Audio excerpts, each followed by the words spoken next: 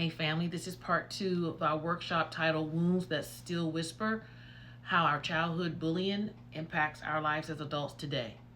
So in part 1, we uncovered the root of black on black childhood bullying, where it came from, how it shaped us, and how it continues to show up in our lives today. But this right here, this is where the real work begins. This is about unlearning that pain, you all. The pain that it taught us and becoming who we were before the world told us to shrink, okay? So, who did the wound turn you into? That wound, whenever you were teased, put down, mocked, even some of you hit. Who did it turn you into? Before you heal, family, you need to recognize the mask you've been wearing. And see, for some, it's hard to realize because you've worn it for so long. Trust me, I know what I'm talking about. I've worn masks for so long to hell. How do I live without a crutch? That's the thing that my therapist and I are talking about now. Because you go from one addiction, one thing to the other because there's something missing, a void, a pain, something. The wound didn't just hurt, it built you. It taught you how to survive. But survival isn't the same as freedom, you all. Let's be real. Were you the class clown so no one would notice your pain? Were you that overachiever because being the best was the only way to feel worthy? Or were you the people pleaser because rejection felt like death? The tough guy or the emotionally detached woman because softness got you mocked. That's survival, y'all. That's not living. That was protection. You were in a fight or flight mode all that time. But who you become and became to survive is not who you have to remain. You understand? I became just so negative in who I was about myself. So I would punish myself. Oh, well, I'm fat, so I might as well punish myself more and eat more food. I used to do that. Or no one's going to love me, so I need to give my body away so men will love me. I did this in my 20s and in some parts of my early 30s. And it's all because of those young wounds. You ugly, you fat. Nobody going to like you, Angela. Why black love feels so complicated. How can I let someone love me when I still believe I'm unlovable? How many of you all feel that way? For many of you all, the first people who told you you weren't good enough looked like you, right? Another black person. That creates a complicated relationship with our own people. So for some black men, you may have been teased by black girls growing up, and now you avoid dating them. Not out of hate, but out of unhealed rejection. Or black women. You may have been called fat, dark, whatever, or masculine by black boys, and now you either overperform in relationships or you don't date at all because you assume nobody wants you. Or you just have a bunch of one-night stands because you rather feel some pseudo type of connection than do the healing work so you can eventually meet the right person. This isn't just personal, this is generational pattern, y'all. Our childhood bullies wrote the first draft of our love story. And now it's time to edit the damn script, y'all. Let's do some signs. Signs the wounds still control your relationship. Do you shut down emotionally when someone gets too close? Do you settle for emotionally unavailable or abusive partners? Do you think compliments are lies? Do you find reasons to leave before they do? You date only outside your race because you associate your own people with pain. That's a good one I put, isn't it? You try to be perfect partner just to avoid being abandoned. Family, let me make this clear. You cannot be loved fully if you're still hiding behind the person your pain told you to become. My God in Zion. I'm going to repeat that for the people in the back. You cannot be loved fully if you're still hiding behind the person your pain told you to become. So the untrusting, angry, aggressive, or passive aggressive person that you are, is it because you were bullied profusely as a child? Is it because your family members may have ostracized you because one of your siblings was lighter complected and you dark skinned? Come on now. Some of the family members can be the harshest. I can tell you countless aunts of mine who, it's one thing to talk to someone about their weight, but you don't make them feel like a piece of shit because they happen to have extra weight on them, especially when they're a child.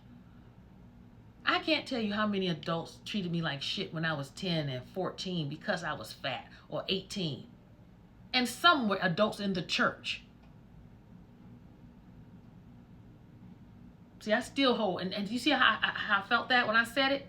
I still have some anger in me about that. Because some days it takes everything in me not to call that, especially that one individual, and cuss his ass out. But see, let me be cool. Let me be cool. Let me go to therapy this week. How about that? All right. Healing requires what? Grief, right? Nobody tells you this part. Healing hurts, y'all. You're going to grieve. You're going to grieve the childhood you didn't get. You're going to grieve the support you never had. You're going to grieve the relationships that failed because you didn't know how to show up fully. You're going to have to grieve the years spent trying to be someone else. I tell you, it is something when you wake up one day, you're in your 50s, and you're like, who in the hell am I? I've been being who mom and dad wanted me to be, daddy wanted to be, siblings, everybody who thought they knew me. You don't know me. I tell people, you don't know Angela today. You don't know me. You don't know me. Because I'm just getting around to truly know who I am. I know you don't know me. Grief is not weakness. It's part of a rebirth. It's part of your renaissance, y'all. We don't just let go of the pain. We mourn the version of ourselves who lived under it. So you gotta let yourself cry, brothers. When's the last time you all cried? Sisters, you gotta cry. You gotta let yourself feel it. You gotta let yourself say, I didn't deserve what they said to me. You gotta keep repeating it. One session, my therapist had me, she said something about, say, Angela, what did she say? She said, Angela, it's not your fault, or Angela, it wasn't your fault, or something like that. And the more I kept saying it, it's like, damn, you're right. Because I used to be extremely hard on myself and punish myself. Like I would self-sabotage, thinking that was a way of subconsciously, I was punishing myself because I never thought I was good enough. I felt like a failure. In spite of all my education, in spite I knew I had intelligence, but the one area that I felt like a failure was always my weight. Because why? Because people around me, and even my own father, bless his heart, he made me feel like I was not beautiful, lovable because I was fat. And that shit stuck with me. So, rebuilding safety in blackness. I want to love my people, but I don't feel safe with them. I hear that many times with some black men who are homosexual. They're afraid or nervous or don't feel safe going to the barber shop because of some of the barbers are homophobic. If we can't feel comfortable around our own people, we got to find safety in us, because we damn sure can't find it outside with the white folk. So, for many of us, the deepest betrayal came from our own community. So even as adults, we isolate, we avoid black spaces, we don't trust other black men or women. We criticize or mock the same things we were once teased for. This is internalized trauma, family, and it robs us of our belonging. So how to rebuild safely?